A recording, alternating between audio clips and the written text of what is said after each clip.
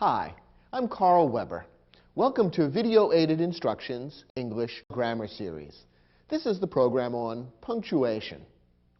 Punctuation marks are those little signs and symbols like periods, commas, semicolons, colons, and many others that are added to sentences to help make them easier to read. Think of punctuation marks as being like traffic signs that you see when you're driving. They tell you when to slow down, when to change direction, and when to come to a complete stop. If you learn how to use punctuation marks correctly in the sentences you write, no one will get lost while reading your work. If you're ready, let's begin with our study of punctuation marks and how to use them.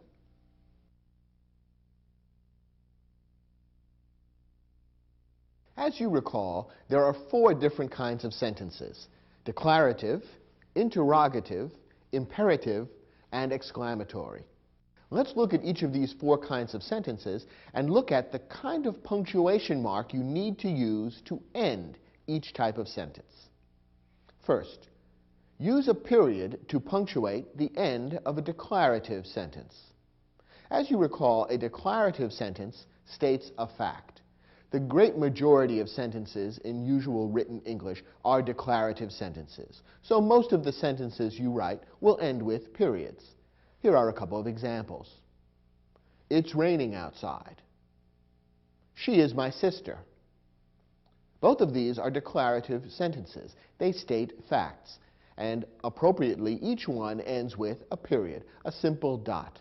Most sentences you write will be declarative sentences and will end with periods. Next, use a question mark to punctuate the end of an interrogative sentence. An interrogative sentence asks a question. Appropriately enough, it's marked at the end with a question mark. Here are a couple of examples. Would you like some coffee? What time is the party? Both of these sentences are interrogative sentences. They ask questions. And notice that they are read slightly differently. Your voice turns upward a little bit at the end of an interrogative sentence. Putting a question mark at the end of the sentence makes it very clear to the reader that this is an interrogative sentence, one that asks a question, and that needs to be read in that special tone of voice. Notice that you don't use a question mark to punctuate the end of an indirect question. What is an indirect question? This is a sentence which refers to or describes a question, but which itself does not ask a question. Therefore, an indirect question is really a declarative sentence, even though at first glance you might think that it is an interrogative sentence. Take a look at this example. Juan asked Maria whether she would like some coffee. Now, this sentence refers to or describes a question. Juan is asking Maria a question. Would you like some coffee? But notice that the sentence itself doesn't ask the question. Instead, the sentence is really describing the question or making a statement. It is stating a fact that Juan has asked Maria a question. Therefore, the sentence itself is not an interrogative sentence. It isn't asking a question. So it doesn't end with a question mark. Instead, it ends with a period. This is an example of what we call an indirect question. Here's another example. I wonder what time the party will start. Now, the same general idea might have been stated in the form of an interrogative sentence. For example, this sentence might have been written, what time will the party start? That would have been an interrogative sentence, a question, and it would have ended appropriately with a question mark. However, the way the sentence was worded, it is a declarative sentence. It is making a statement of fact. That is, I am wondering something. It is stating that as a fact rather than asking a question. And therefore, this too is an indirect question and one that does not end with a question mark, but rather with a period. Now, the third type of sentence. Use a period or an exclamation point to punctuate the end of an imperative sentence. An imperative sentence expresses a request or a command. When you're asking or ordering someone to do something, you are writing an imperative sentence. And an imperative sentence may end with a period or an exclamation point. It all depends on the nature of the request or the command. Let's take a look at a couple of examples. Hand me that hammer, please.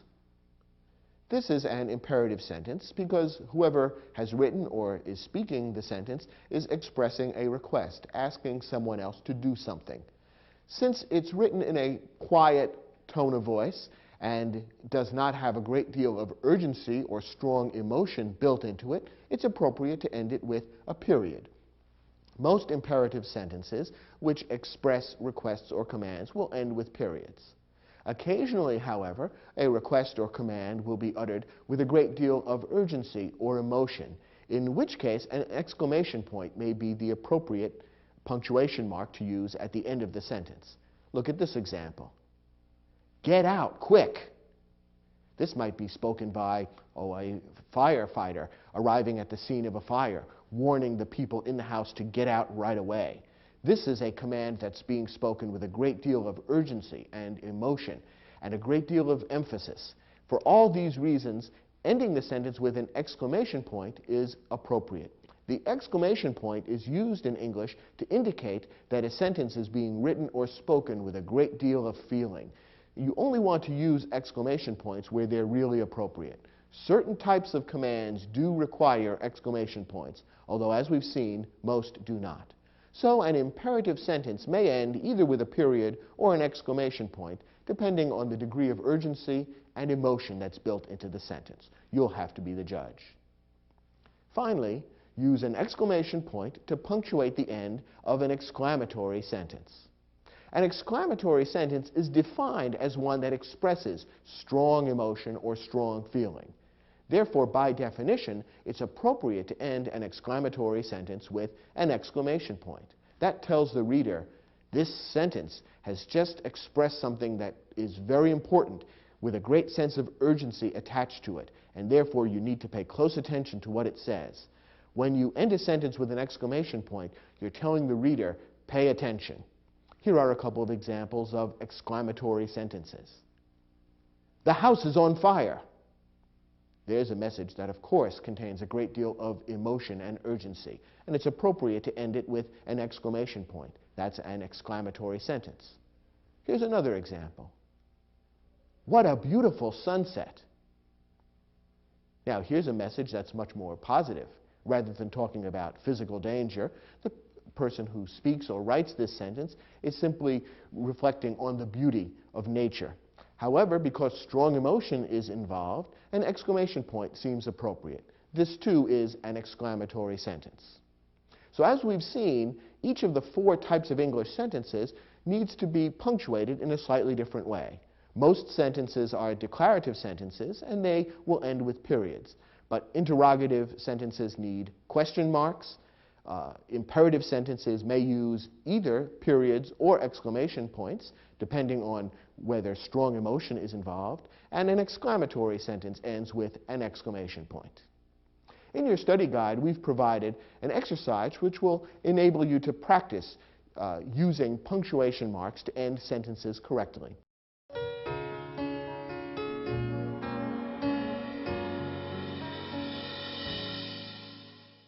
In this exercise, we provided several sentences without end punctuation. Your job is to read each sentence, decide what type of sentence it is, and therefore what type of end punctuation is needed. Let's look at the first example. Where can I buy a portable radio similar to the one you brought to the ball game yesterday? Now, what type of sentence is this? Perhaps you can tell just from the words used that the person who wrote or is speaking this sentence is expressing a question. Therefore, this is an interrogative sentence and ought to end with a question mark. And therefore, it ought to be read in a particular way with that rising inflection at the end, which indicates that this is a question. And the question mark would make it obvious that that's what we're reading. Where can I buy a portable radio similar to the one you brought to the ball game yesterday? Question mark. Next example. After giving me reliable service for 8 years, my car finally broke down last week. Now, what is this sentence doing? Is it expressing a question, like the interrogative sentence we just looked at? No, not really. Instead, it's simply stating a fact.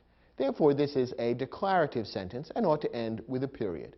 As we've said, most sentences that you write will be declarative sentences and will end with periods.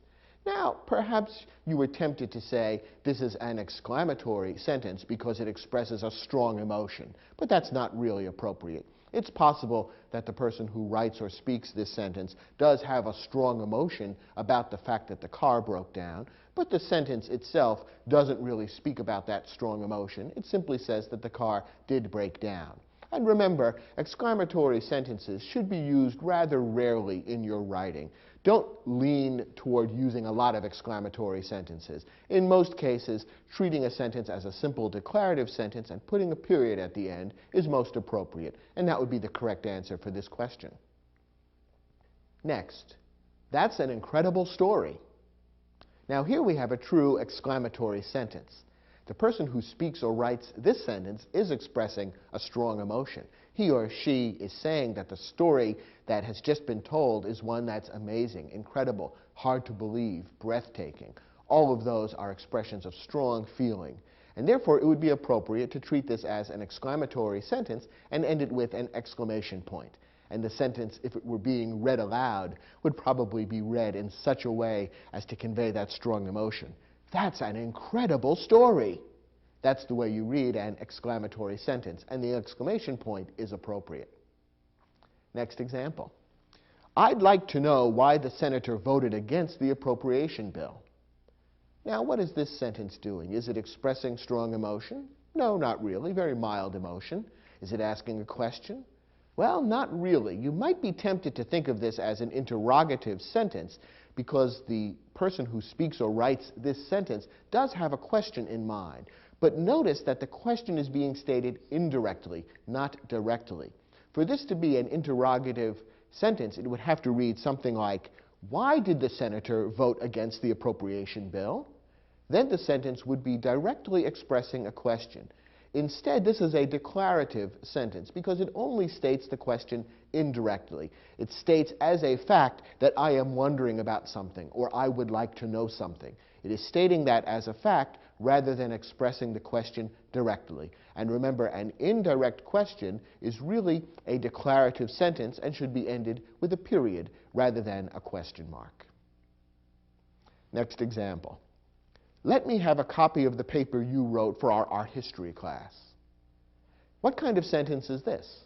Well, this is an example of an imperative sentence because it's expressing a request or a command. In this case, I think we'd call it a request. It's expressed politely and in a quiet tone of voice. There's certainly not a great deal of urgency or emotion in the request.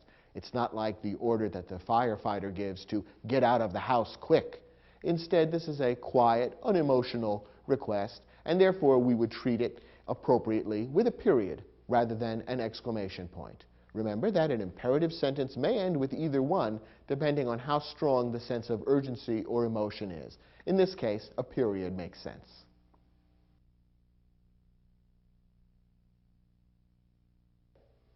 If a period, a question mark, and an exclamation point are like stop signs, you might think of commas as being like yield signs. They tell the reader not to come to a complete stop, but rather to slow down or pause. Now, some writers who aren't sure about how to use commas correctly tend to sprinkle commas into their sentences almost at random, just to kind of slow down the reader from place to place. That's not the best way to use commas. Instead, the right way to use commas is to put them in where they are required by certain specific rules, which have to do with pauses or breaks in the meaning of the sentence. In this lesson, we'll look at the rules that lay out the most important places where commas ought to be used, so that you'll be able to use commas more correctly in the sentences you write. First, use a comma to set off a modifying phrase or clause at the start of a sentence. Now, you might remember from other programs in this series that sometimes phrases or clauses, groups of words, can be used as modifiers. That is, they give more information about something else in the sentence. These modifying phrases and clauses almost act like adjectives and adverbs. They give more information about a specific other word that appears in the sentence. Now, when a modifying phrase or clause appears at the start of a sentence, you usually want to use a comma to set it off, to separate it from the rest of the sentence. That makes the sentence a little bit easier to understand, and it puts a pause into the sentence in a place that feels appropriate. Here are a couple of examples. Lost in thought, Peter didn't hear Andre's question. Now let's look at the phrase that begins this sentence, lost in thought. What role does this phrase have in the sentence? Well, it acts as a modifier. It gives further information about Peter. It describes or tells something about Peter. Therefore, this is a phrase that's acting almost like an adjective because it's giving more information about a noun that appears elsewhere in the sentence. Because this is a modifying phrase that appears at the start of the sentence, it makes sense to separate it from the rest of the sentence by using a comma. And notice that the pause makes the sentence a little easier to understand, and it seems to fit logically with the meaning of the sentence. Lost in thought, Peter didn't hear Andre's question. Notice that the pause in reading that sentence makes it a little easier to understand and a little clearer, and that's why the comma works in that location. Another example. When I arrived at the beach, the tide was coming in. Here the sentence begins with a clause which acts as a modifier. The entire dependent or subordinate clause, when I arrived at the beach, tells more information about something else that appears in the sentence. The tide was coming in when? When I arrived at the beach. Therefore, that entire clause is acting as a modifier, almost like an adverb, because it gives more information about the verb was coming later in the sentence. The entire clause, then, is a modifying clause, and it ought to be separated from the rest of the sentence by a comma. And that's why we've put in the comma after the word beach. Notice again that the pause after that modifying clause makes the sentence a little easier to understand. When I arrived at the beach, the tide was coming in. The pause seems to make sense, and it makes the sentence a little bit clearer and easier to understand. In this case, we have a modifying clause that begins the sentence, and therefore it's appropriate to separate it by using a comma. Here's another rule about when to use a comma. Use a pair of commas to set off a word or phrase that interrupts the meaning of a sentence.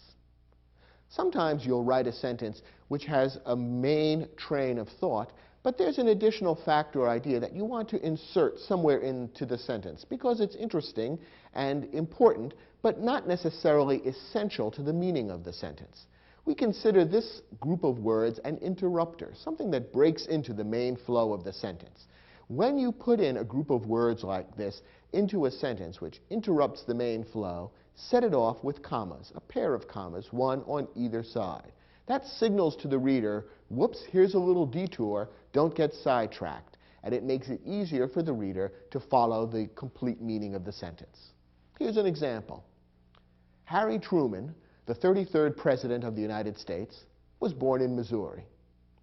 Now we have a group of words in the middle of the sentence here, the 33rd President of the United States, that tells a little bit more about Harry Truman. It's an interesting and important fact. But notice that it interrupts the main flow of the sentence. We can tell this because if we eliminate those words altogether, what is left still makes sense and still has the same meaning. Harry Truman was born in Missouri. We understand exactly what's being said. This person, this man named Harry Truman, was born in Missouri. Those words that are added in the middle give a little more information and help to define a bit more about who Harry Truman was, but they're not strictly necessary, and they do interrupt the main flow of the sentence. Therefore, it's appropriate to set them off with commas, to have a comma before and a comma after that group of words. And again, notice that inserting the pauses when we read the sentence makes the sentence a little easier to understand. Harry Truman, the 33rd President of the United States, was born in Missouri. Notice how the link between the subject of the sentence, Harry Truman, and the verb was becomes a little clearer when we pause to set off those words that interrupt the flow from the subject to the verb. So this is a classic example of a sentence that contains an interrupting phrase. It's good to set that off from the rest of the sentence with a pair of commas. One more example. My uncle, unlike his three brothers, never learned to drive a car. When we eliminate the words unlike his three brothers, the sentence still means the same thing and still makes sense. My uncle never learned to drive a car. Those interrupting words, unlike his three brothers, give a little more information and add an interesting fact, but they're not strictly necessary. So we consider that an interrupting group of words which ought to be set off by a comma at the beginning and a comma at the end. Don't forget that when an interrupting phrase or clause like this appears in the middle of a sentence, it needs to be set off by a pair of commas. Don't forget to put a comma at the beginning and at the end. Sometimes people make the mistake of putting a comma in one place, not the other. That's unclear. To make it clear to the reader that this is a phrase or clause that interrupts the rest of the sentence, you need to set off the entire thing with a pair of commas. Now here's a subtle variation which is important to note. Don't use commas to set off a word or phrase which is essential to understanding the meaning of the sentence. Sometimes a sentence contains a word, a phrase, a group of words which may at first glance appear to be an interrupter. But if you look closely, you realize that the word or phrase is actually essential to understanding what the sentence is saying. When that's the case, don't set it off with commas, because those words are not simply interrupting the flow of the sentence. They're an integral, important part of the flow of the sentence. So understanding the meaning of what's being said and recognizing what's essential and not essential for the meaning is actually very necessary to punctuate the sentence correctly. Let's look at this example. The historian Doris Kearns Goodwin wrote a famous book about Franklin D. Roosevelt. Now, the sentence is saying that Doris Kearns Goodwin wrote this famous book, but it begins with the words, the historian, and you might then think that her name, Doris Kearns Goodwin, is a kind of interrupter. If you take away the interrupter, the sentence does still make a kind of sense. The historian wrote a famous book about Franklin D. Roosevelt. But think about what that's saying. Can we tell which historian is being talked about if we leave out the words Doris Kearns Goodwin? We really can't. Now the sentence is saying the historian wrote a famous book, but we don't know which historian, so we don't really understand what the sentence is saying. It's essential for us to understand the sentence to have those words Doris Kearns Goodwin in there. And therefore, we can't regard those words as a mere interruption. They are essential to the basic meaning of the sentence. We've got to leave them in there, and therefore we shouldn't surround them with commas. When you put a pair of commas around words or a phrase in a sentence, you're implying that those words can be ignored to a degree without changing the meaning of the sentence. That wouldn't be the case here, and therefore you don't put commas around Doris Kearns Goodwin. One more example. My Uncle Jerry is an expert driver. Once again, the name Jerry might appear at first glance to be an interrupter. But if we put commas around it, what's left outside of the commas would be, my uncle is an expert driver. And once again, we can't be sure who exactly is being spoken about. I might have several uncles, and therefore to simply say my uncle is an expert driver might leave the meaning of the sentence somewhat unclear. Since the name Jerry is essential to the meaning of the sentence, it's better not to put commas around it and instead let the sentence read as one unit. So before you put a pair of commas around an interrupting word or phrase, make sure it really does interrupt and is not essential to the meaning of the sentence. That makes an important difference to the right way to punctuate the sentence. Our next comma rule. Use a comma to separate two independent clauses that are linked with a coordinating conjunction. Now, you'll recall that independent clauses are clauses which contain both a subject and a verb and can stand alone as a sentence. An independent clause could appear as a sentence all by itself, but sometimes we do link independent clauses in larger sentences. One way of linking two independent clauses to create a larger sentence is by using a coordinating conjunction. There are 6 coordinating conjunctions: and, or, nor, for, but, and yet. Whenever you have a sentence containing 2 independent clauses joined by one of these coordinating conjunctions, it's good practice to insert a comma between the 2 clauses to separate them clearly. It puts in a pause where it's appropriate and makes the sentence a little bit easier to follow. Here's an example. French wines are considered the finest in the world, But many other countries also produce excellent wine. Here we have a sentence that is made up of two independent clauses. Each of the clauses here could stand alone as a sentence. French wines are considered the finest in the world. Yes, that could be a sentence by itself. Many other countries also produce excellent wine. That too could be a sentence by itself. Because the two ideas are closely linked, the author has decided to join them into a single sentence and use the coordinating conjunction but as the connector. And that makes perfect sense. Notice that a comma is necessary before the conjunction but.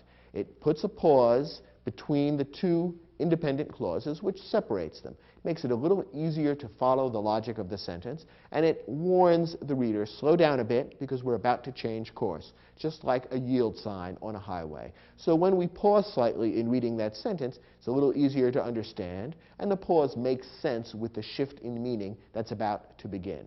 So when you have two independent clauses joined by a coordinating conjunction, use a comma as well. Here's an exception to the rule. Omit the comma if both independent clauses are very short. In some cases, you might write a sentence that contains two or even more independent clauses that are all very short and joined with coordinating conjunction. If that's the case, you can usually omit the comma because the effect works perfectly well to read straight through when the clauses are very short. Here's a simple example. I hear and I obey.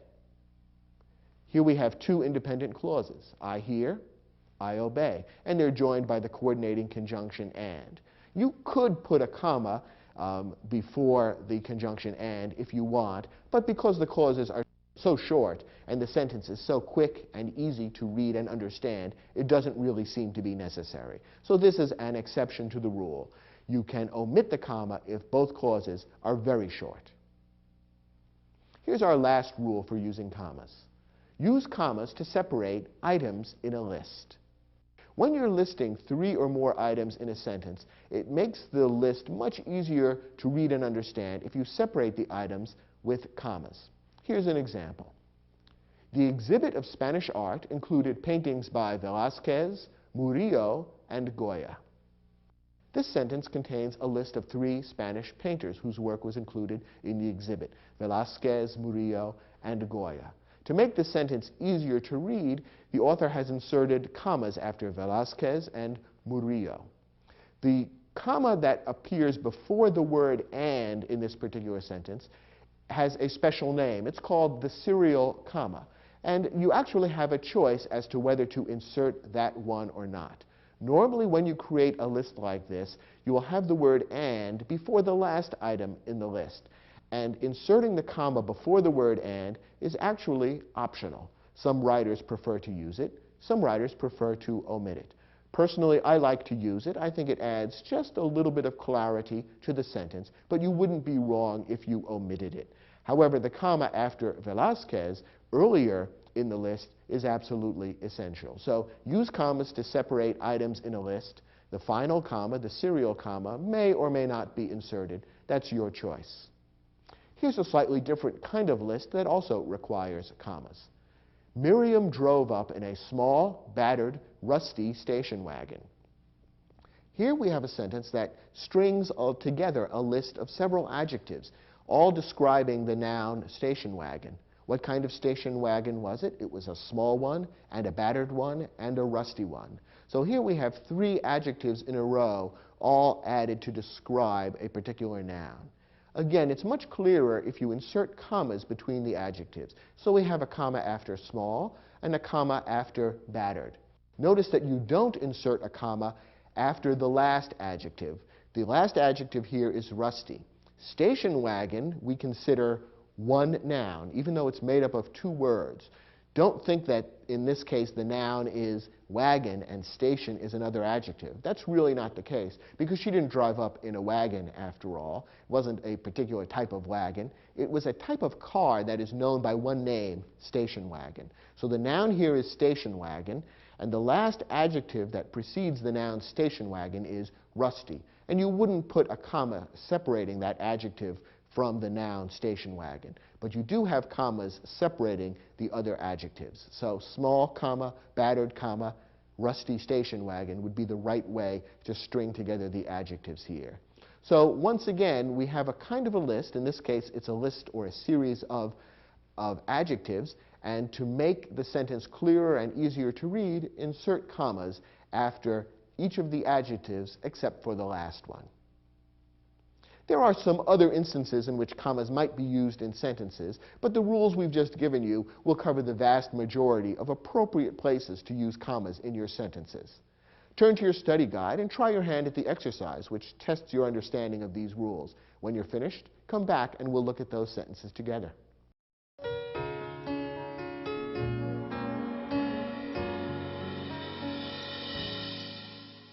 In this exercise, you were given several sentences, some of which contain commas and some of which do not. Some of the commas are correct, some aren't, and in some cases, commas need to be inserted. Let's look at each sentence and figure out the right way to use commas in each one. First, the exhibit includes fossil remains of Apatosaurus, Stegosaurus, Tyrannosaurus, and several other dinosaurs. Here we have a sentence that contains a list. It lists several dinosaurs whose fossils appear in the exhibit. Remember that when you are giving items in a list, you need to separate them using commas.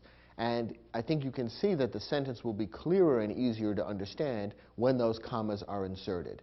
So the sentence should correctly be punctuated this way. The exhibit includes fossil remains of Apatosaurus, comma, Stegosaurus, comma, Tyrannosaurus, comma, and several other dinosaurs. Now, of course, that last comma is the serial comma, the one that appears after the name Tyrannosaurus. So it's really optional. You could include it or not as you prefer. I recommend using it, but it's up to you, and you wouldn't be incorrect if you left it out. Next example. Having been born in Nigeria, Henry, comma, never saw snow until he visited Colorado last winter.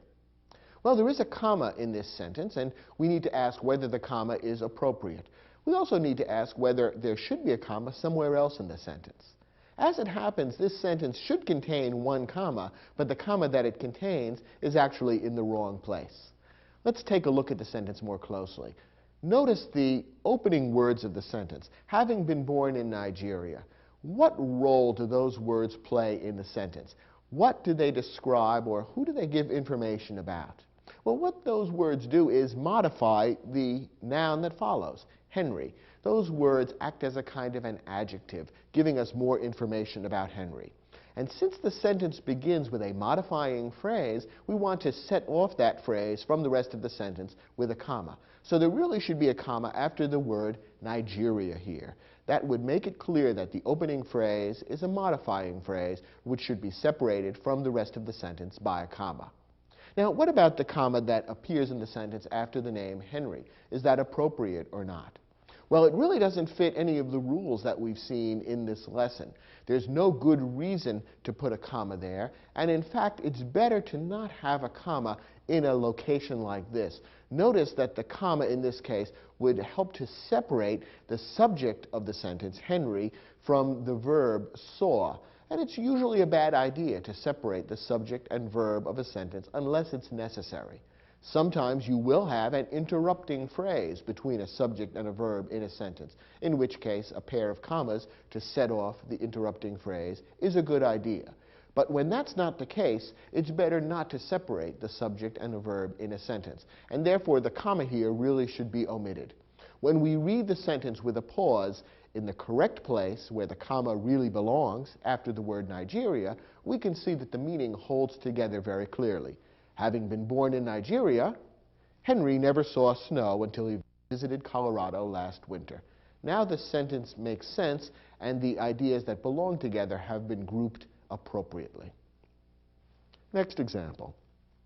Felipe enjoys rebuilding the engines of classic cars, and he was happy when Simone asked him to work on her 1969 Corvette. Here we have two independent clauses joined by the coordinating conjunction and. That should be a signal to you that a comma is needed. In the normal course of events, when you have a sentence consisting of two independent clauses joined by a coordinating conjunction, you want to separate them with a comma before the conjunction. So the sentence ought to be properly punctuated this way. Felipe enjoys rebuilding the engines of classic cars, comma, and he was happy when Simone asked him to work on her 1969 Corvette.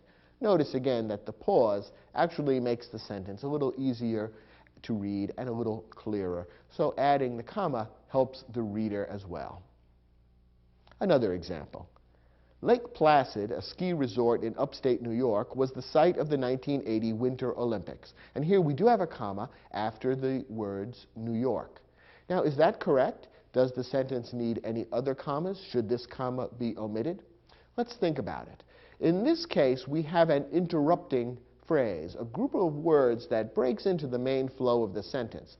Notice that if we took out the words a ski resort in upstate New York and eliminated them from the sentence, the rest of the sentence would still be clear and would have the same meaning. Lake Placid was the site of the 1980 Winter Olympics. That's basically what the sentence is saying. The interrupting phrase gives a little further information about Lake Placid, a ski resort in upstate New York. Tells us more about Lake Placid, but it isn't strictly necessary.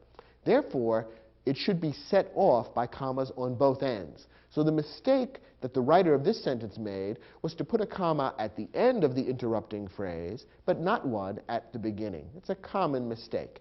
There should be a comma in both places, and so the sentence should correctly read, Lake Placid, comma, a ski resort in upstate New York, comma, was the site of the 1980 Winter Olympics. Now, the author has clearly set aside that interrupting phrase by bracketing it with a pair of commas, and that makes the flow of the sentence a lot clearer. One more example. We spotted the actor, comma, Tom Hanks, comma, having lunch in a restaurant on Madison Avenue. Now here again, we have some words that serve to give more information about or explain some other words that are nearby. I'm talking about the words Tom Hanks. Now, those words in this sentence have been set apart by commas, as if Tom Hanks is an interrupting phrase. Is that correct? Remember our rule. If you eliminate the interrupting phrase, the sentence should still mean the same thing. Is that the case if we eliminate the words Tom Hanks? Does the sentence still say exactly the same thing? We spotted the actor having lunch in a restaurant on Madison Avenue. Suddenly, the meaning of the sentence is unclear. We don't really know what actor is being described. The sentence suddenly does not have the same meaning. We can see then that the words Tom Hanks are actually essential to the meaning of the sentence. If we're going to understand what the author of this sentence is saying, we need those words.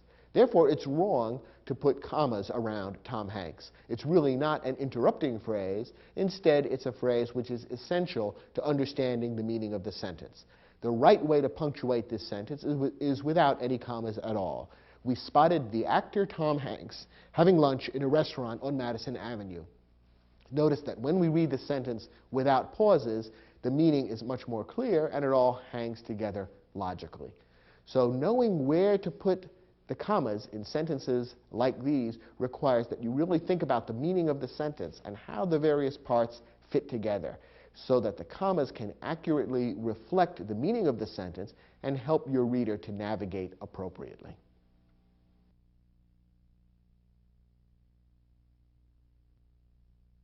As we've seen, a comma represents a brief pause in a sentence.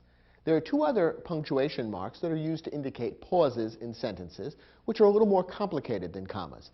These are semicolons and colons.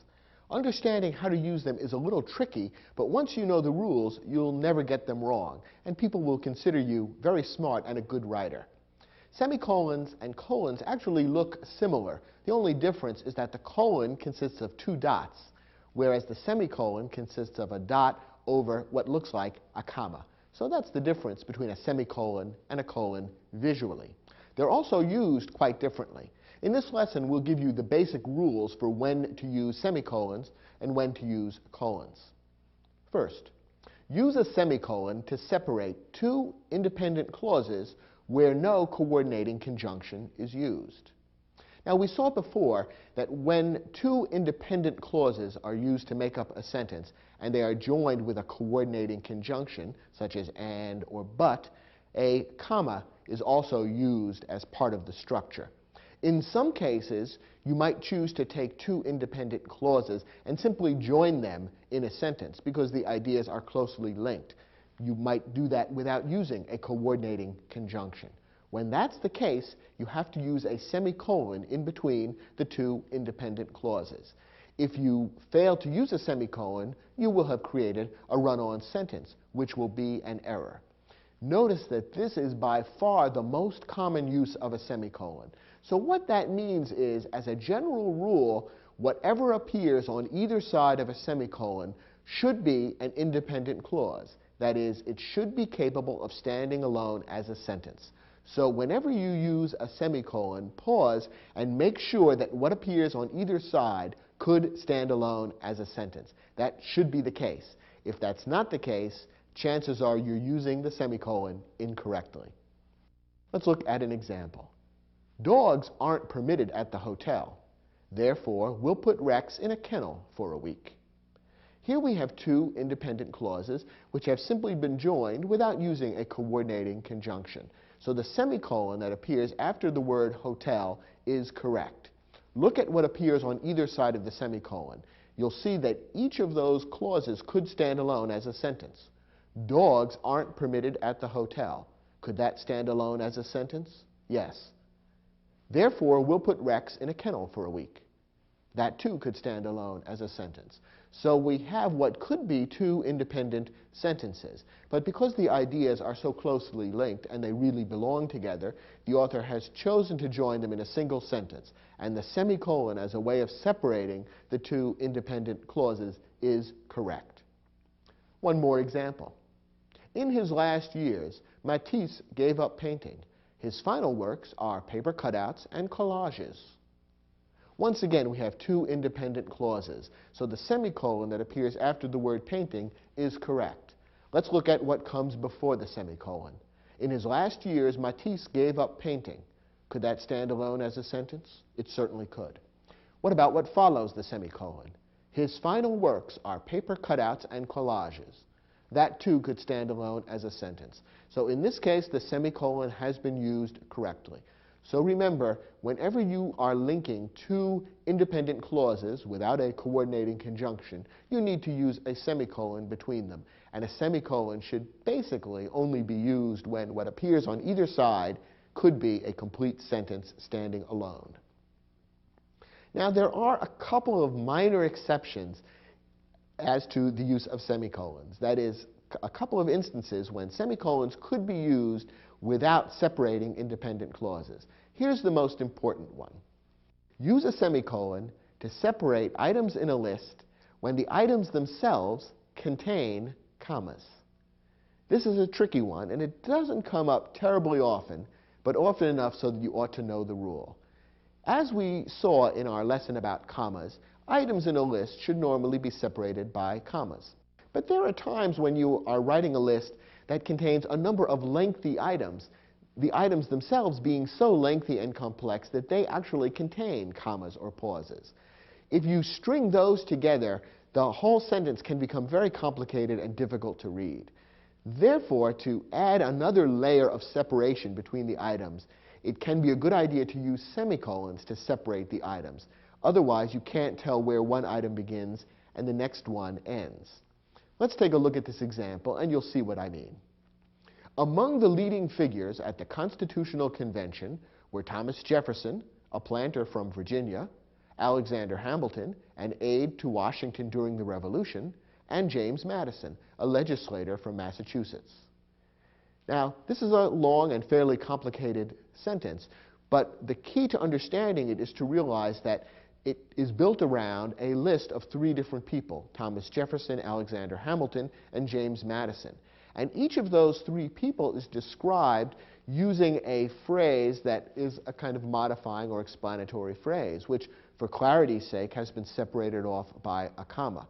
Well, what that means is that it's not immediately clear to the reader where each of the three items begins and ends. So the author of this sentence has wisely chosen to use semicolons to separate the items. That makes it clear that there are three items being listed here, even though there are commas within each of the items.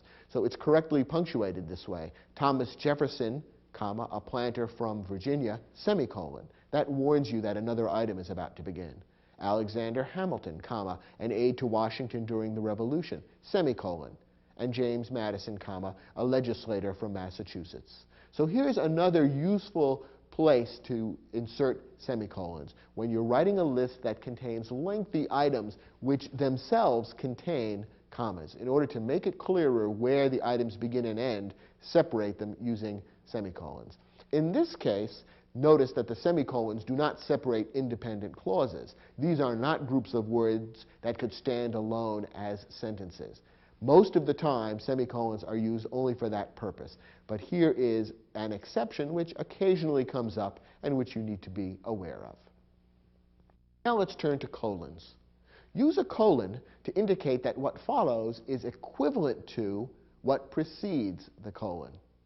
In other words, a colon is used to introduce a group of words that restate or say in other words what you just said before the colon. What appears on either side of the colon, then, should be more or less equivalent or equal in meaning. Here's a tip for you. When used correctly, the colon can often be replaced with the words that is, or in other words. So you can test your use of a colon by asking yourself that question. Could I take away the colon and substitute the words that is, or in other words? If so, you are probably using the colon correctly. You don't use the colon, notice, to separate independent clauses. That's a job for the semicolon. Instead, the colon is introducing something which simply restates or says, in other words, what you just said. Here are a couple of examples. The silent movie era produced three comic geniuses: Charles Chaplin, Buster Keaton, and Harold Lloyd. This is a good example of the correct use of a colon. We put the colon after the word geniuses, introducing that list of Charles Chaplin, Buster Keaton, and Harold Lloyd. Notice that what appears on either side of the colon is more or less equivalent. We just mentioned three comic geniuses. Who were they? Charles Chaplin, Buster Keaton, and Harold Lloyd.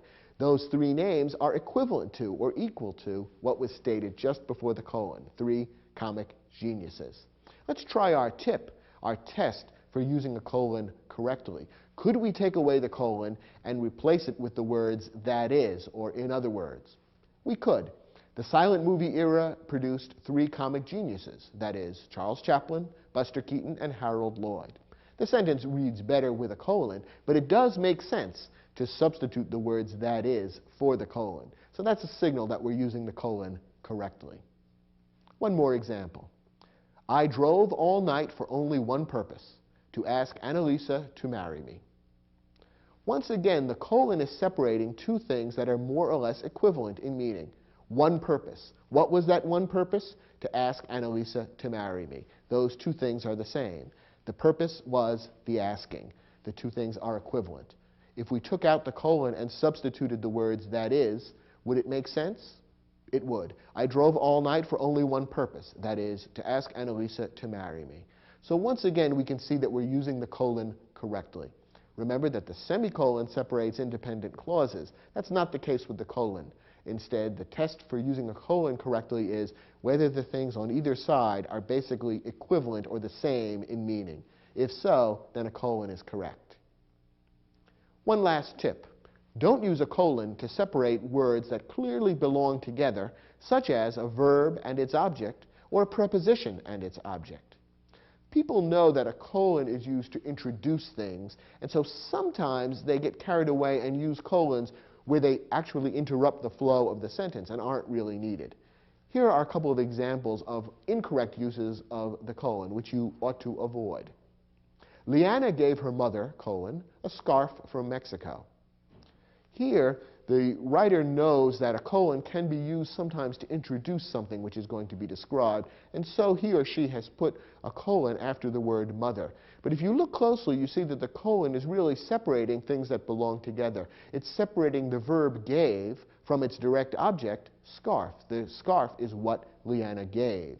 So it really makes sense for the sentence to simply flow rather than putting the colon in.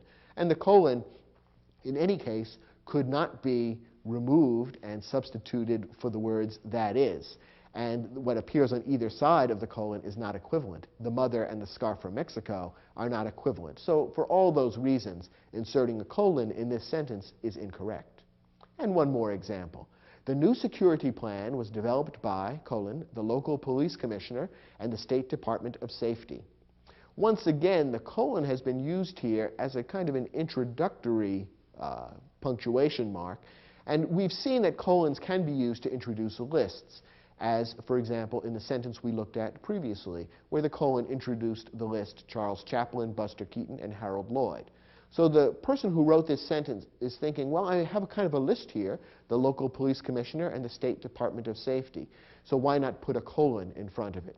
Well, the reason is that the colon, in this case, is separating the preposition by from the object of the preposition. The plan was developed by whom? By the police commissioner, State Department of Safety. So the objects of the preposition come right after the colon. The colon, therefore, interrupts or breaks the flow of the preposition and its objects. And once again, what follows and precedes the colon are not equivalent.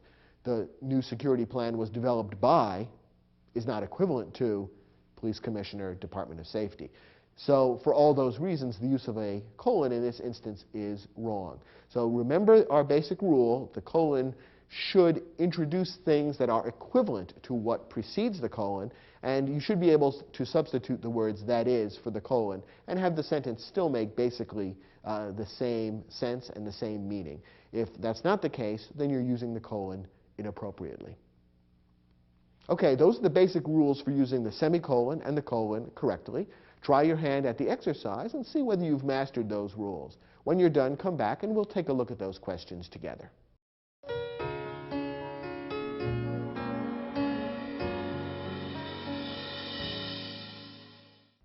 Now, in some of these sentences, colons or semicolons may appear, and when they appear, they may or may not be used correctly.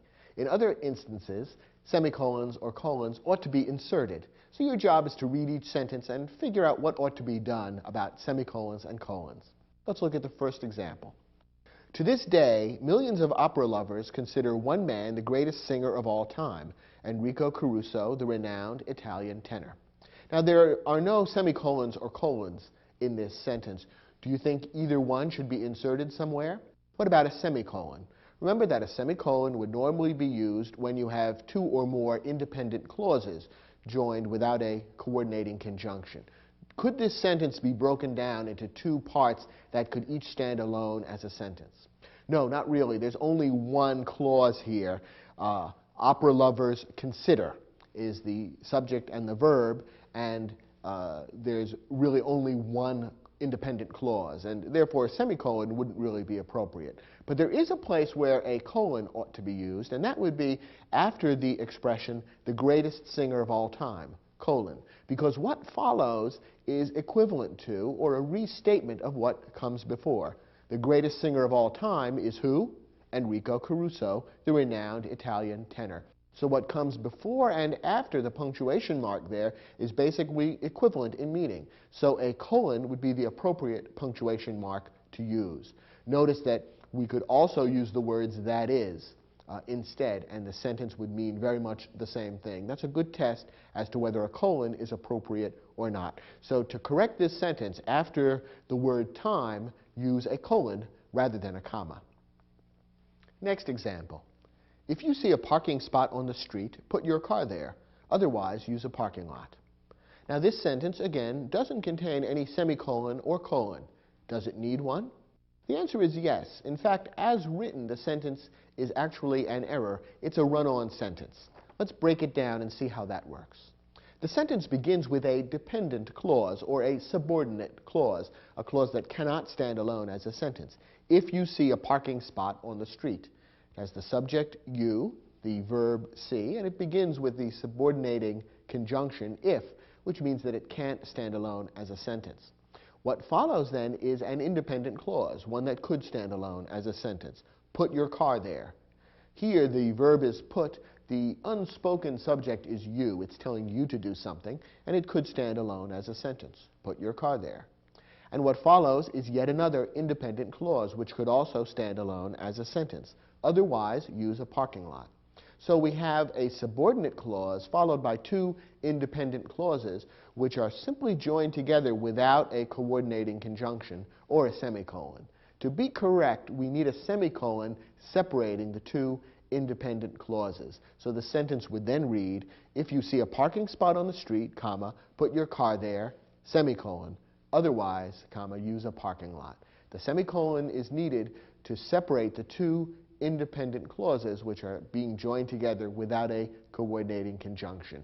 What appears on either side of the semicolon should be able to stand alone as a sentence, and when you read the sentence that way, you can see that that in fact is the case. So insert the semicolon after the word there, and the sentence is now correct. Next example. Under relentless questioning by the teacher, Joanne finally admitted that, colon, she had copied part of her paper from a book in the school library. Now, is the colon being correctly used here? We've seen that colons often do introduce things, but what the colon should introduce is a restatement of what immediately precedes.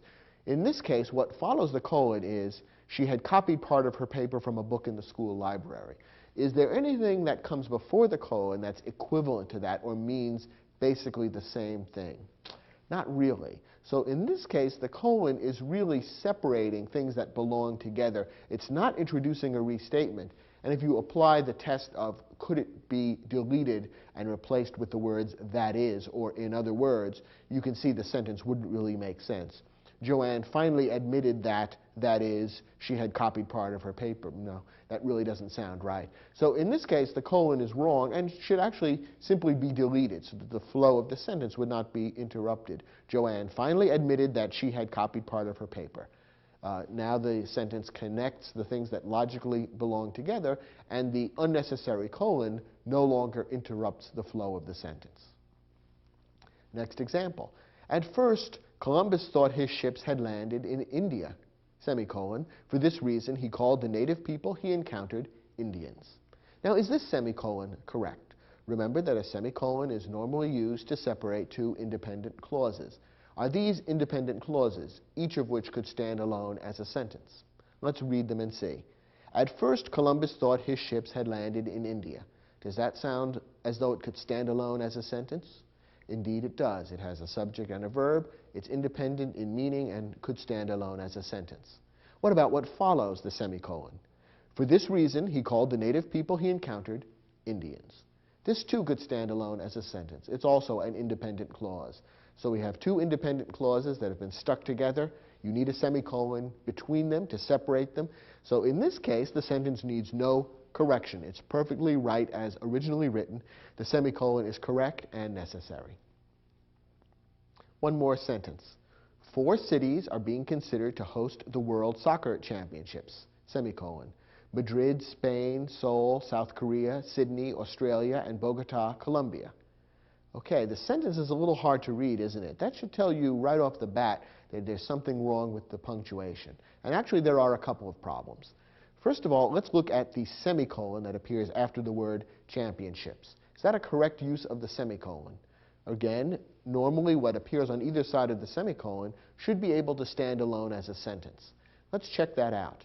What comes before the semicolon is 4 cities are being considered to host the World Soccer Championships.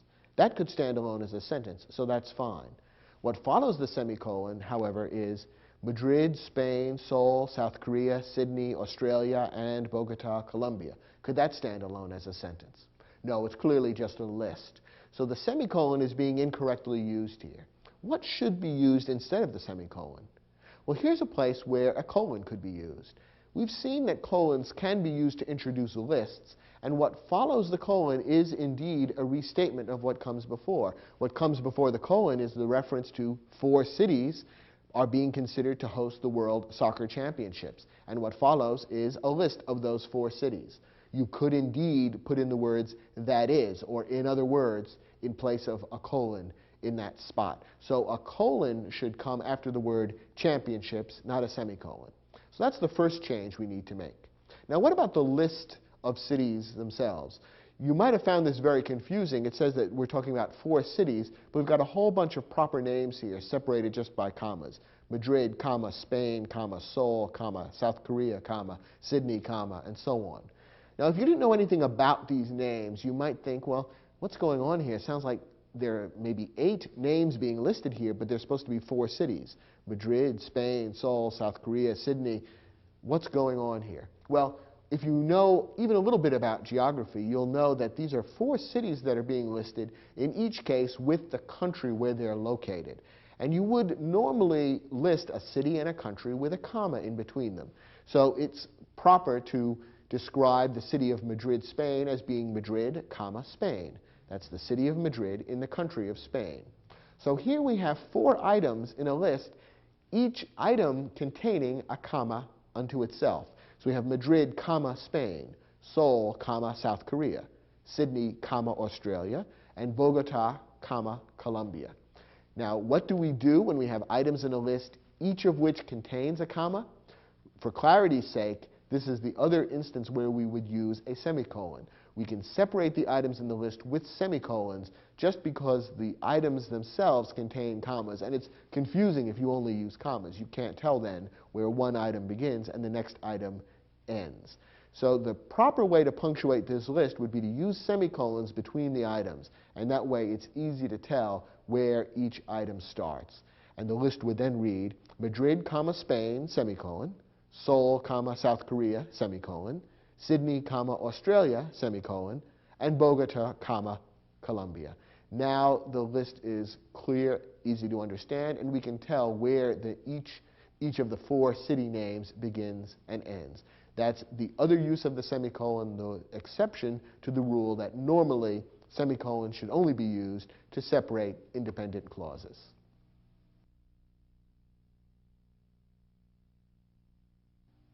Sometimes when you're writing something, you want to quote what someone else has said.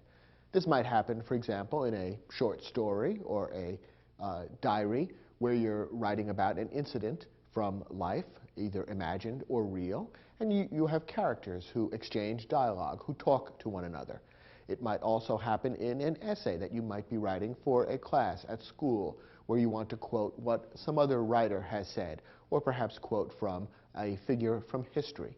In all of these cases, you need to use quotation marks to show where the words you are quoting begin and end.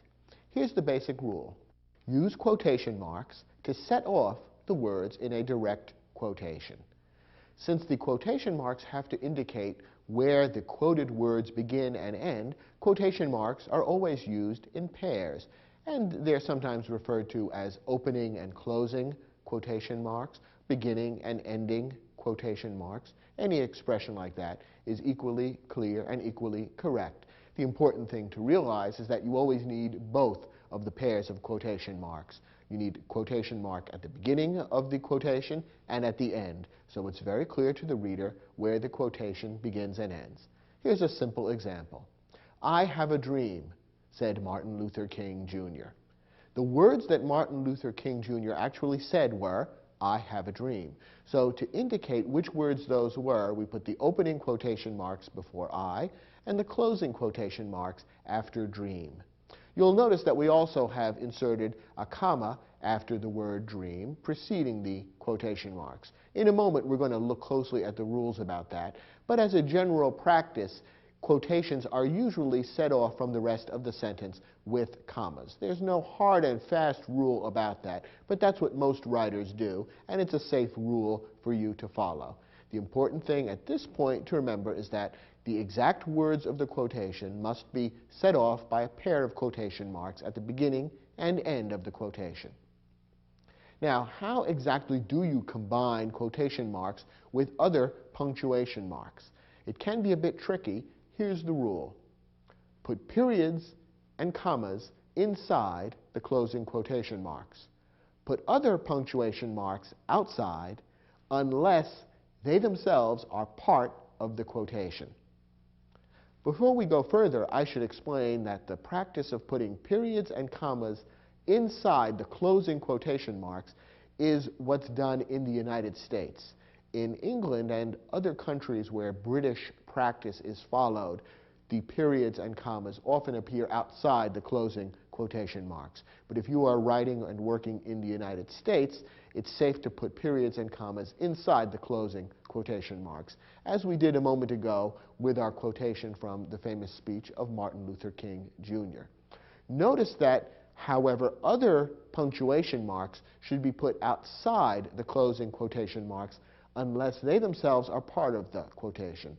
This would apply, for example, to colons, semicolons, exclamation points, and question marks. And another rule to remember is don't double up on punctuation marks. That is, in and around quotations, you don't need or want to put both a period and a question mark, for example, which you might be tempted to do if there's a question mark within the quotation. Let's take a look at some examples that will help you sort out what could be a confusing set of rules. The first example reads as follows. Paula said, "I'll be back by dinner time." Notice the punctuation that we've used in this sentence. The words that Paula actually said were, "I'll be back by dinner time." So we have quotation marks around those words. We have the opening quotation mark before "I'll" and the closing one after "time." Fine. Now we also have a comma and a period. As we indicated a moment ago, you usually will set off the quotation with a comma from the rest of the sentence. So we have a comma after the word "said." Paula said, comma, "I'll be back by dinner time," so that the words that Paula said are being separated from the rest of the sentence by a comma. Finally, since the sentence ends, we need some kind of end punctuation mark, and a period seems to be appropriate. So we have a period at the end of the sentence as well, and following the U.S. rule, we put the period inside the quotation mark. So the sentence is correctly punctuated. Paula said, comma, "I'll be back by dinner time," period, with the quotation marks around "I'll be back by dinner time." Now let's look at this next sentence for a slightly different problem. Then she asked, "What are you planning to cook?" Okay, Paula's exact words in this sentence are, "What are you planning to cook?" So the quotation marks surround those words. The opening quotation marks come before "what," and the closing or ending quotation marks come after "cook." Again, we have a comma separating the quotation from the rest of the sentence. Then she asked, comma, "What are you planning to cook?" Now, we have to have a question mark here, don't we? Because there is a question in this sentence. What are you planning to cook is an interrogative sentence, and therefore it needs a question. Now, where should that question mark go? Should it go before or after the closing quotation mark? Should it be part of the quotation or not? Well, if you think about what Paula is saying, her actual statement is itself the question. What are you planning to cook? She's asking a question, therefore the question mark belongs with the quotation. It's part of the quotation itself. So this sentence should be punctuated with the question mark inside the quotation marks, inside those closing marks. So the sentence correctly is punctuated. Then she asked, comma, opening quotation marks. What are you planning to cook? Question mark, closing quotation marks. So we've got the question mark inside the quotation marks because it's actually part of the quotation. It's what Paula actually said. Now for a third example, which has to be handled a little differently. Kevin answered, "I think I'll make beef stroganoff. At least that's what I think he said." Okay, here we have Kevin making a statement, and the author of this sentence goes on to make a separate statement, "At least that's what I think he said." So let's see how we should punctuate this. What are Kevin's actual words? "I think I'll make beef stroganoff." That's the actual quotation from Kevin. So the quotation marks should be around those words. The opening quotation marks will come before "I," and the closing quotation marks come after stroganoff. Once again, we have a comma separating the quotation from the rest of the sentence. Kevin answered, comma, and then the quotation appears. Now, after the quotation, we have a whole other clause. At least that's what I think he said. That's not part of the quotation. The author of the sentence is saying that. And since we have two independent clauses here, what punctuation mark do we need to separate the two independent clauses? Well, as you know, you need a semicolon in that instance, because we have two independent clauses, each of which could stand alone as a sentence. One sentence could read, Kevin answered, "I think I'll make beef stroganoff." That could be a sentence by itself. You could also have a sentence that simply reads, "At least that's what I think he said." That could be a sentence by itself. Since we have two independent clauses simply stuck together, we need a semicolon between them. But now the question is, where does the semicolon go in relation to the quotation marks? Well, remember our rule. Other punctuation marks, other than commas and periods, go outside of the closing quotation marks unless they're part of the quotation. Is the semicolon part of what Kevin said, "I think I'll make beef stroganoff"? Not really. Kevin just made that statement, and there's no semicolon within that. He's not connecting it to some other statement. So the semicolon is really grammatically necessary as part of the larger structure, not as part of the quotation itself. Unlike the example we saw before where the question mark was part of what Paula said. So in this case, the semicolon is not actually part of the quotation, and it should go outside of the quotation marks. So the sentence would be correctly punctuated. Kevin answered, comma, open quotation marks, I think I'll make beef stroganoff, closing quotation marks, semicolon, at least that's what I think he said. So the rules can get a little tricky as to where the punctuation marks go in relation to the quotation marks. The key thing to remember is comma and period you can always put inside the closing quotation marks. Other punctuation marks, it all depends on whether the punctuation mark is actually part of the quotation or not. If it is, it goes inside the quotation marks, otherwise outside. And with practice, you'll find that the rule is not that difficult to understand and practice. Just think about these particular rules each time you write a sentence with a quotation in it, and in time you'll become comfortable with the rule. Now, quotation marks are also used in a couple of other specific circumstances, the most important of which is governed by the following rule. Use quotation marks to set off the titles of essays, poems, articles, stories, and chapters in books. Normally, quotation marks are used for the titles of shorter works. Most other titles, for example, the titles of full-length books, are either underlined if you are handwriting or typing your work, or printed in italics, which is the case in a printed book or when you're typing on a computer. So generally speaking, as a rule, the titles of longer works, such as full-length books, are underlined or printed in italics, while the titles of shorter units, such as essays, poems, articles, and stories, would be contained within quotation marks. And there are other rules for other types of literary or other works, and you'll have to refer to a grammar handbook for more specialized instances. But generally speaking, the titles of shorter works would be contained within quotation marks. For example, my favorite short story is Shirley Jackson's The Lottery. Here the title of the story is The Lottery, so the quotation marks appear around those words, the lottery. And once again, the sentence ends with a period, which, like all periods, goes inside the quotation mark.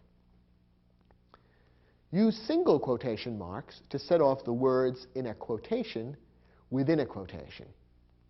Normally, again, in American practice, the quotation marks that we use are double quotation marks. That is, you see the two little curlicues that make up the quotation mark. However, there is such a thing as a single quotation mark, which is used for a very specific purpose. It doesn't come up that often, but occasionally it does come up.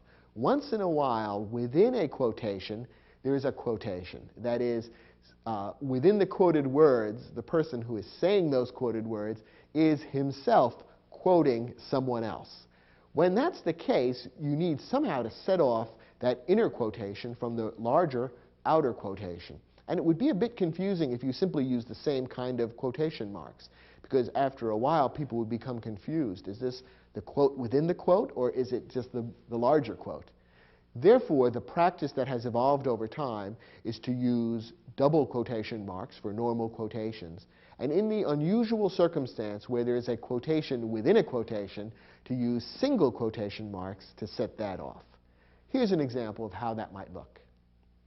King declared, I have a dream that one day this nation will rise up and live out the true meaning of its creed.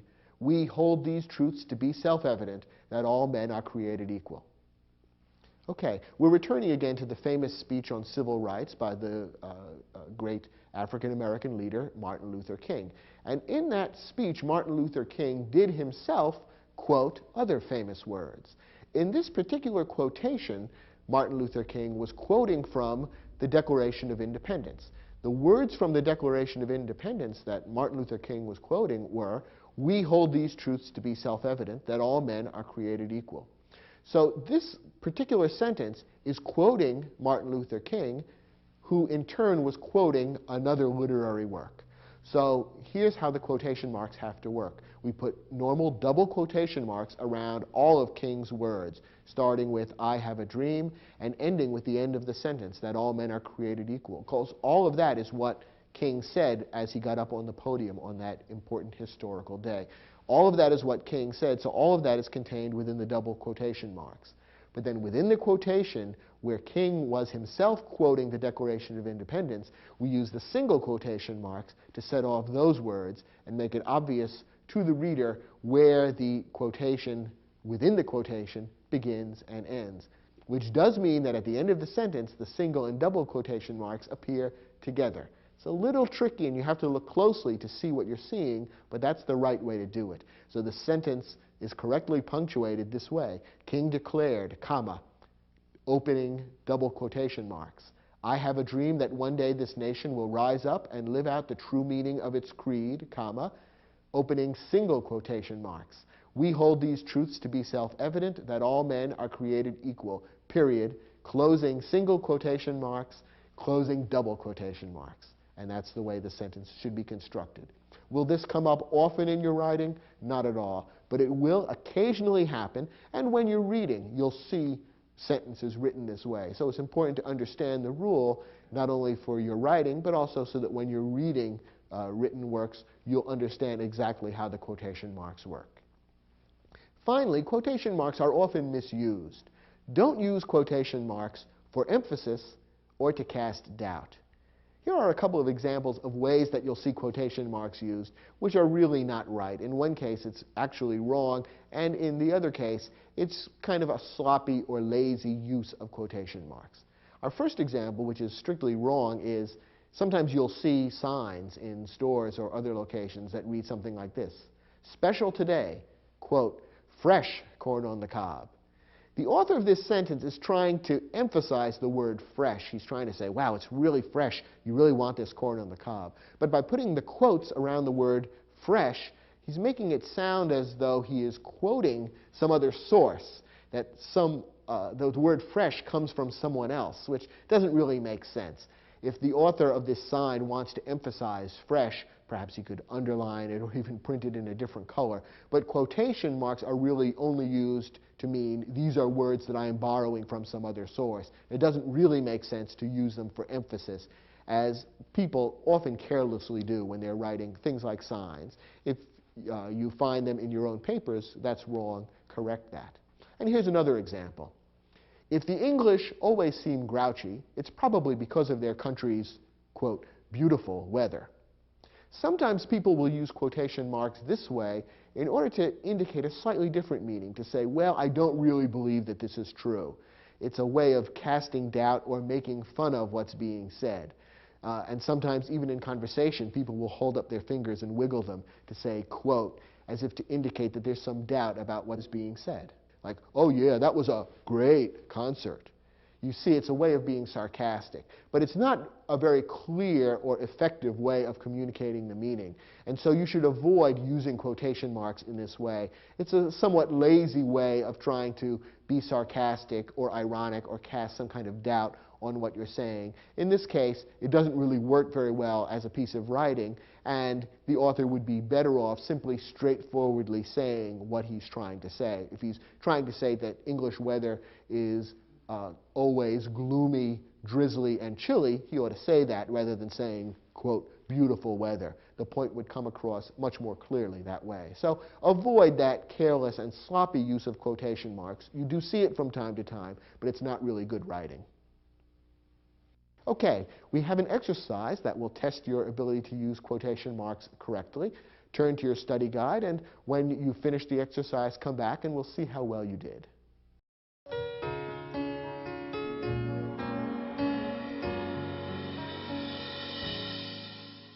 Now, in these sentences, quotation marks have been omitted, and we've also left out some of the punctuation marks that ought to be included. So you can have the fun of figuring out which punctuation marks belong here and where they ought to go in relation to the quotation marks. So let's go through each of these sentences and see how well you were able to figure that out.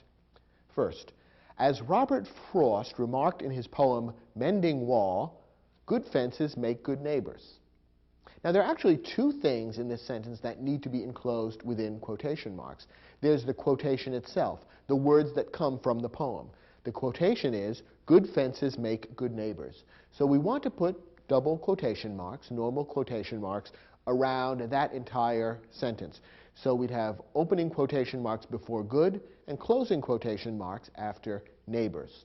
In addition, the title of the poem, Mending Wall, should also be contained within quotation marks. Remember that titles of poems are one of the kinds of titles that would normally be enclosed within quotation marks. So we'd have quotation marks around Mending Wall.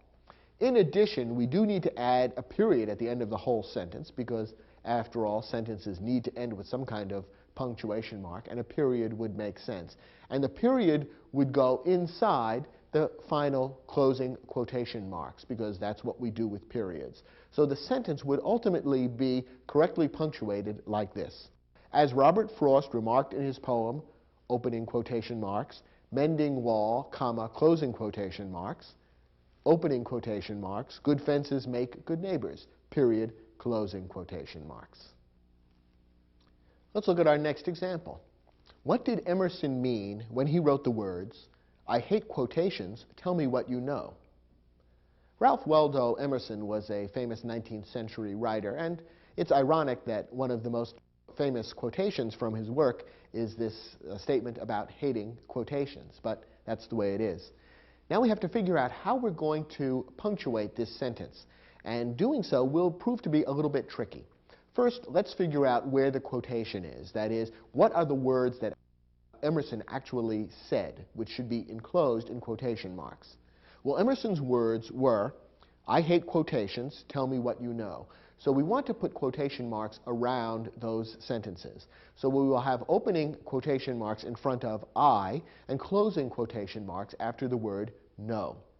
Now, what about the closing punctuation for the entire sentence? What kind of sentence is this? Well, if you think about it, you can see that the sentence is an interrogative sentence. It's asking a question. What did Emerson mean when he wrote the words blah, blah, blah? What did he mean? It's asking a question. So we need to end the entire sentence with a question mark. So then we have to figure out, where does the question mark go in relation to the quotation marks? Does it go inside the quotation marks or outside them? Well, if we were dealing with a period or a comma, we would always put it inside the quotation marks. But remember, other punctuation marks go either inside or outside the quotation marks, depending on whether they are part of the quotation itself. Now, did Emerson's quotation contain a question mark? Was Emerson asking a question? "I hate quotations, tell me what you know." No, that's a declarative sentence. He is not asking a question. So the question mark is not part of Emerson's quotation. Instead, it's part of the broader sentence. The author of this entire sentence is asking the question. So the question mark should go outside of the closing quotation marks, and the sentence would be correctly punctuated like this. What did Emerson mean when he wrote the words, comma, opening quotation marks, "I hate quotations, period, tell me what you know," close quotation marks, question mark. The question mark ends the sentence and it goes outside of the quotation marks because it is not part of what Emerson said. Notice, too, that we followed the rule of not doubling up on punctuation marks. Emerson's statement, "Tell me what you know," is a declarative sentence. It would normally end with a period. However, we don't put in the period because then we'd be doubling up. We'd have a period, closing quotation marks, and then the question mark, and that would look a little weird. So we simply omit the period because we need the question mark instead. We don't double up and put the period as well. Next example. The company president asked all employees to look for ways to work more efficiently and therefore save money. Where do the quotation marks go in this sentence? Well, this is perhaps a trick question. There are no quotation marks in this sentence, and there shouldn't be any. Why? Well, remember what quotation marks are for. Quotation marks are used to set off the words in a direct quotation. That means that when you write a sentence that actually quotes the exact words used by someone else, you enclose those words in quotation marks.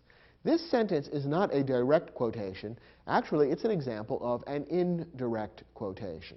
Here we are reporting what the company president said. The company president asked all employees to look for ways to work more efficiently and therefore save money.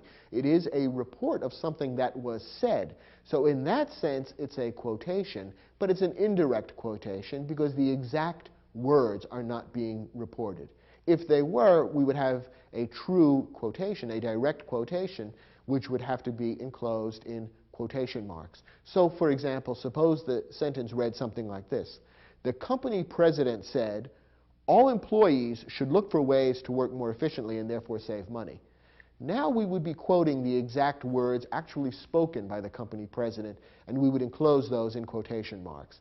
But as it is, this is not a direct quotation. It's an indirect quotation, and quotation marks are not used for that. So we put a period at the end of the sentence and move on to the next example.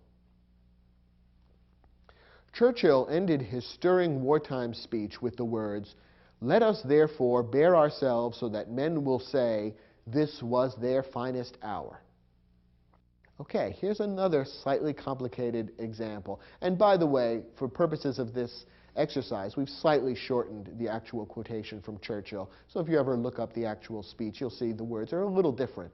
But we're organizing it this way just to make the exercise a little clearer and easier. What exactly did Churchill say? Well, the exact words used by Churchill were, "Let us therefore bear ourselves so that men will say, this was their finest hour." Okay, Churchill said that whole thing, so therefore all of those words should be enclosed in quotation marks. So we would have opening quotation marks before the word let and closing quotation marks after the word hour.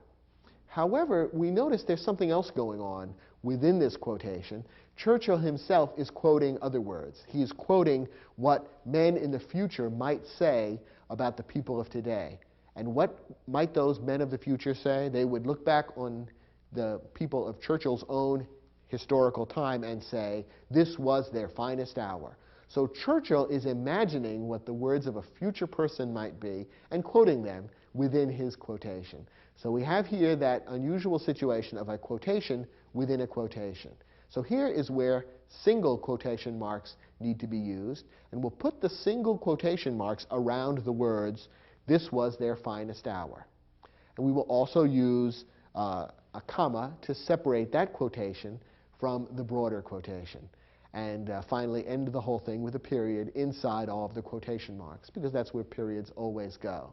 So we've got a quotation within a quotation here, and that's why we'll use both double quotation marks for the bigger quote and single quotation marks for the smaller quote within a quote. The sentence as a whole then will be punctuated like this. Churchill ended his stirring wartime speech with the words, comma, opening double quotation marks. Let us therefore bear ourselves so that men will say, comma, opening single quotation marks, this was their finest hour. Period, closing single quotation marks, closing double quotation marks. You have to look closely to make sure you've set up all the layers of quotation marks correctly. But if you do, then the reader will be able to understand exactly what Churchill said and exactly where Churchill was quoting from the imagined speech of some future person. And therefore, the entire structure of this rather complicated quotation will be clear. Final example. Everyone chuckled when Kevin quipped, "Why is it that the teacher only calls on me when I haven't done my homework?" Okay, we have a quotation here. What exactly did Kevin say? What are the words that should be within the quotation marks? Well, Kevin said, "Why is it that the teacher only calls on me when I haven't done my homework?" So we want quotation marks around all of that. So we will have opening quotation marks before the word why and closing quotation marks after the word homework. Now, we can also see that a question is involved here. The question is exactly what Kevin said. Kevin is asking a question. Kevin's own statement is an interrogative sentence. Why is it that the teacher only calls on me when I haven't done my homework? So we're going to need to end this sentence with a question mark to reflect the fact that Kevin is asking a question. But where does the question mark go? Well, remember that the question mark, like other punctuation marks other than period and comma, only goes within the quotation marks when it's actually a part of the quotation. And that is the case here. Kevin's actual quotation is itself a question, and therefore the question mark is part of the quotation. So here we will put the question mark inside the closing quotation marks because it's all part of what Kevin said. So the sentence should be correctly punctuated like this. Everyone chuckled when Kevin quipped, comma, opening quotation marks. Why is it that the teacher only calls on me when I haven't done my homework? Question mark, closing quotation marks. As you can see, knowing how and where to use quotation marks can be a little tricky, and combining them with other punctuation marks takes a little bit of practice. But follow the rules that we've given you in this lesson, keep working at it, and soon I think you'll find you can handle these without making any errors.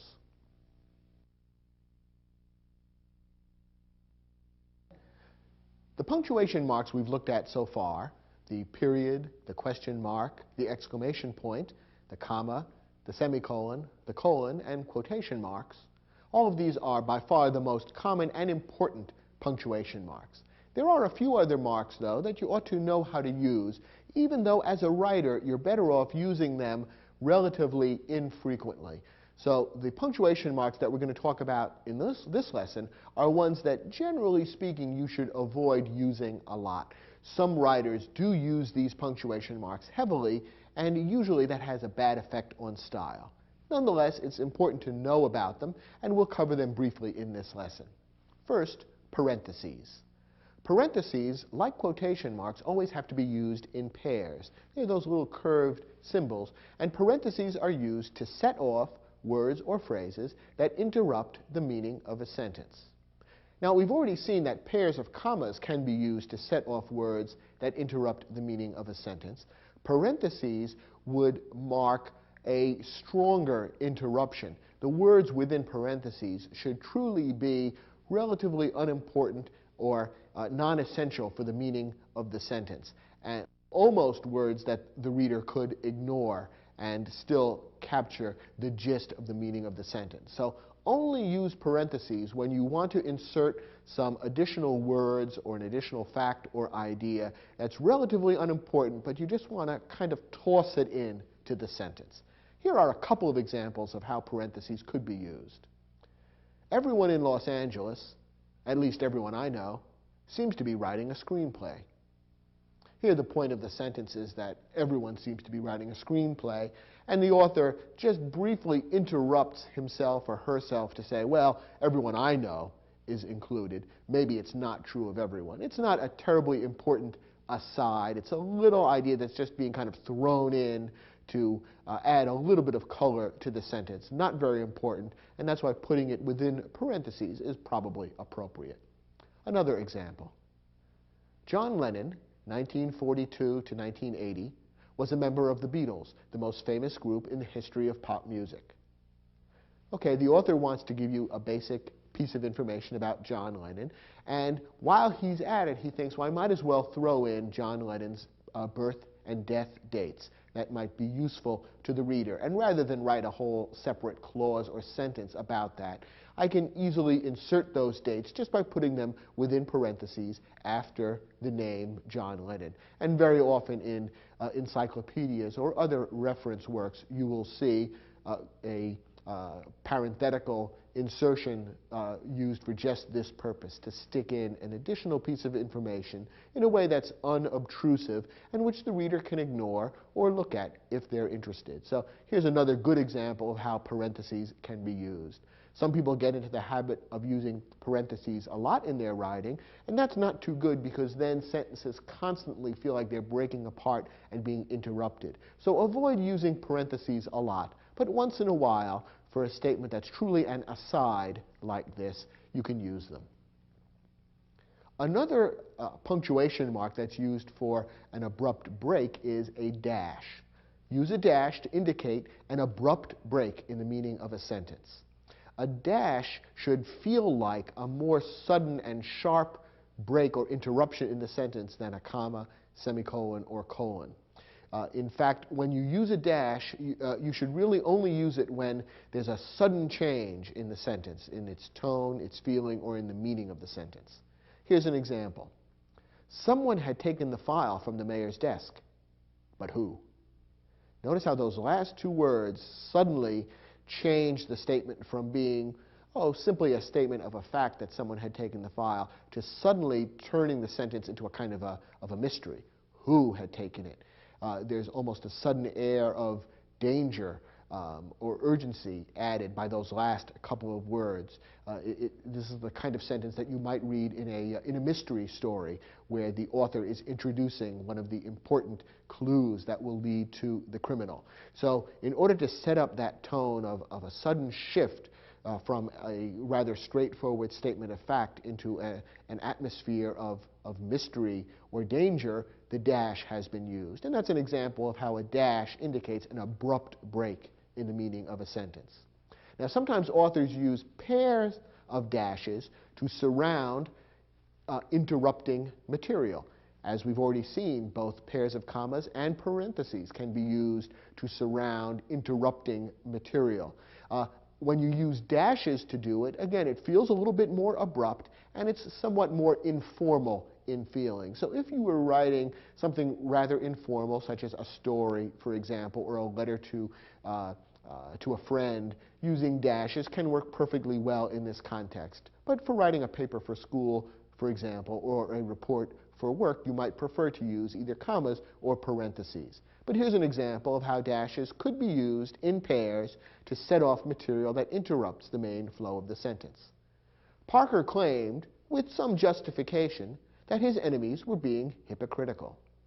Here, the sentence mainly flows this way. Parker claimed that his enemies were being hypocritical. The author wants to throw in the additional fact that there was some justification for what Parker was claiming. And so he's done it as a parenthetical or interrupting phrase, and in this case he has chosen to use dashes to separate the interrupting phrase from the rest of the sentence. It's perfectly correct. You could either use commas or parentheses, and those would be equally correct in this particular sentence. As I say, the dashes would have a somewhat more informal feeling. If you do use dashes in this way, remember you have to have a dash both before and after the interrupting material. If you use it only in one place, you'll be making an error. The last punctuation mark we are going to tell you about is what's called ellipses. In a different program in this series, we talked about ellipsis meaning the omission of one or more words from a repeated phrase or clause. Ellipses, which is spelled ES at the end, is a little different. Ellipses also has to do with omissions, and the punctuation mark known as ellipses consists of 3 periods. Sometimes people refer to it as ... I have never figured out why in this particular context a period is referred to as a dot. But that's in fact what ellipses are, is 3 periods. If you're typing ellipses, you would space them out. So it would be period, space, period, space, period, space. Ellipses are used to indicate words omitted from a quotation or to signal the trailing off of the end of a sentence. Here are examples of each of these 2 uses of ellipses. First, as Lincoln once remarked, you can fool all of the people some of the time, but you can't fool all of the people all of the time. Now here we have a quotation enclosed within quotation marks, but Lincoln's actual words were more extensive than this. The actual quotation from Lincoln is, you can fool all of the people some of the time, and some of the people all of the time, but you can't fool all of the people all of the time. For whatever reason, the author of this sentence doesn't want to include all of Lincoln's words, but only some of them. So to indicate the words that have been left out, the author has put in ellipses, 3 periods in a row, which indicate to the reader, here are some words omitted that Lincoln actually said, but which I am choosing to leave out. It's a form of intellectual honesty, if you will. You are warning the reader, well, Lincoln said a little more than this. I'm leaving some of it out, so if you want to quote Lincoln later on, you'd better look up the whole quotation to get all the exact words. So from time to time, you may need to use ellipses for this purpose. For example, if you are writing a paper for school and you want to quote some other writer, you may not need or want to quote an entire sentence. And if that's the case, use ellipses to show where you're leaving words out. Now, occasionally writers also use ellipses, as I've said, to signal the trailing off of the end of a sentence, in which case they use ellipses as end punctuation and create a sentence that looks something like this. The house is dark. I wonder why. And we have the 3 periods at the end, indicating that the speaker or the writer of this sentence, that their thoughts are kind of trailing off. And I guess the idea is to create a sense of uncertainty or mystery. And the way I read the sentence, of course, was designed to indicate that kind of mood. Once in a great while, using ellipses to end a sentence this way could be appropriate.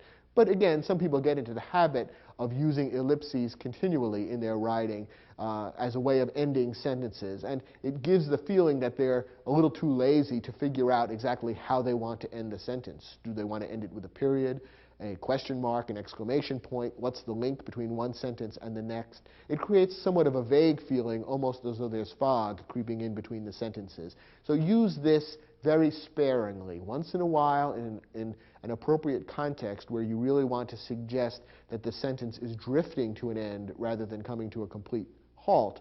You could use ellipses to end a sentence. But don't do it too often. It's not the greatest form of writing. So these last 3 forms of punctuation are used a little less often than any of the other punctuation marks that we've talked about in this program, and they have less hard and fast rules about how they're used. But sprinkled here and there occasionally in your writing, they can serve a perfectly good function, and so it's important to know how and when to use them. Parentheses, the dash, and ellipses. We've provided an exercise that will test your use of parentheses and the dash, not ellipses, because the unusual way in which ellipses are used to indicate omissions from quotations, it's kind of hard to create an exercise to test that, since you'd have to omit words from quotation. So we focused on parentheses and dashes in this exercise. Try your hand at the exercise and come back, and we'll look at the questions together.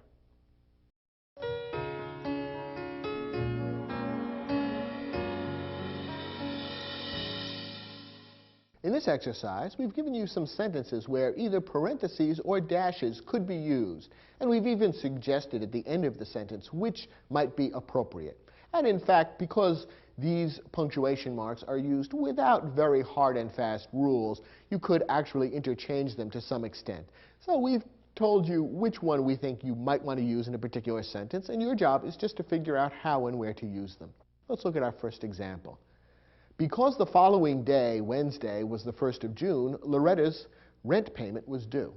And we've suggested using parentheses in this sentence. Now, parentheses would be used to set off a word or phrase that interrupts the meaning of the sentence. Which word or phrase does that here?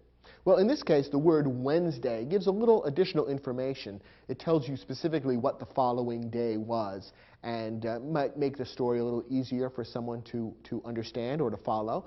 But that would be appropriate to enclose in parentheses. So the best use of parentheses in this sentence would be, because the following day, open parentheses, Wednesday, end parentheses, was the 1st of June, Loretta's rent payment was due. Next example. Napoleon's exile to the island of Elba marked the end of his career, or so it seemed. And we've recommended that you insert a dash or dashes somewhere into the sentence. Now, a dash, remember, is used to signal an abrupt break in the meaning of the sentence. Is there an abrupt break anywhere here? Well, yes. The last 4 words of the sentence take a very different tack from the remaining part of the sentence. Up to that point in the sentence, we're being told that Napoleon's career was over. But the last 4 words tell us, something different is going to happen, or so it seemed. When we read those 4 words, we realize that the sentences that follow are going to tell us about how Napoleon actually started his career again after being exiled to Elba. So there is a sudden break in meaning there, and that's where we would insert the dash. So the sentence could now read, Napoleon's exile to the island of Elba marked the end of his career, dash, or so it seemed. The dash alerts the reader, aha, a sudden unexpected change is happening. Next example. The Battle of Bull Run, known in the South as First Manassas, was the first major encounter of the Civil War. And we've suggested that you use parentheses somewhere in this sentence. Well, this is a good example of another way that parentheses can be used to give some additional information about a fact that's mentioned in the sentence, and to do it in a way that's not obtrusive, but which, if the reader finds it useful or helpful, then fine, the reader knows where that information appears. In this case, the words known in the South as First Manassas ought to be enclosed in parentheses. You can see why. The battle is mainly known as the Battle of Bull Run, but within a certain part of the United States it has a different name. If this sentence is being read by someone who happens to be from Georgia, let's say, in school they might have learned the name First Manassas, and so having it in parentheses for them would help clarify for them exactly which battle is being described. Most readers, however, will probably ignore the parenthetical phrase or skim over it in their reading, and that's why putting it in parentheses is useful. It sets this particular information aside as not very important, but it's nice to have in case the reader wants it. So the sentence would then read, the Battle of Bull Run, open parentheses, known in the South as First Manassas, close parentheses, was the first major encounter of the Civil War. Next sentence. When we compare today's automobiles to those of a century ago, we can see that much has changed. In fact, practically everything has changed. And we want to see you insert a dash into this sentence. Now, where is there an abrupt or sudden break in the meaning of the sentence? Well, it comes between the word changed and the phrase in fact. The sentence there suddenly shifts from saying that a lot of things have changed to saying actually everything has changed. It's almost as though the speaker of the sentence or the writer of the sentence is interrupting his own thinking to say, much has changed? What am I saying? Everything has changed. It's like they're correcting themselves in midstream. So putting the dash there indicates the break in meaning, and the sentence would then read, when we compare today's automobiles to those of a century ago, we can see that much has changed, dash. In fact, practically everything has changed. Another good example of the use of the dash. And our last sentence. In a later section of the book, chapters 4 through 6, the author describes in detail the early struggles of the American labor movement. And you're asked to pick certain words and enclose them within parentheses. Which are the words that interrupt the main flow of the sentence, but give a little additional or extra information that might be helpful? In this case, the interrupting words are chapters 4 through 6, so we would enclose those in parentheses. Once again, the reader can ignore those words if he or she chooses, but in case the reader wants to look up that later section of the book, the chapter reference is there, and it makes it easy to find it. So the sentence would read, in a later section of the book, open parentheses, chapters 4 through 6, close parentheses, the author describes in detail the early struggles of the American labor movement. So one good way of using parentheses is to get a reference like that in. You can even use parentheses, for example, to enclose a page number within a paper that you might be writing for school. So if you're quoting a particular work, you can put the page number in parentheses to make it easy for the teacher to look up that quotation in the book if he or she wants to do so. And it does that in a rather unobtrusive way without taking away too much attention from the main flow of the sentence. A good use of parentheses.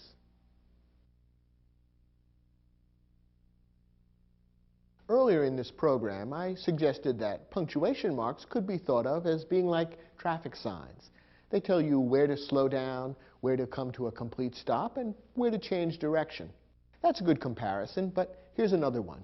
You could also think of punctuation marks as being like the symbols that composers use when they write music.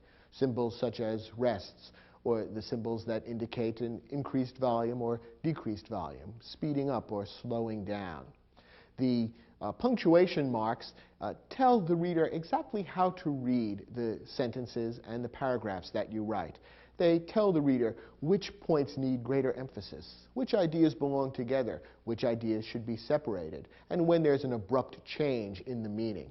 If you use punctuation marks skillfully, they can make your writing much easier to understand and enable your readers to follow your thinking just as efficiently as a trained musician or a trained singer can follow the instructions given by the composer for performing a piece of music in a way that really embodies what the composer originally had in mind. So learn the proper ways of using punctuation marks, and you'll find that your writing will be much easier to understand and much more effective at getting across your meaning in a powerful way. I hope you've enjoyed watching this program, and I'll look for you in other programs in Video Aided Instruction's English Grammar Series. Thanks for watching.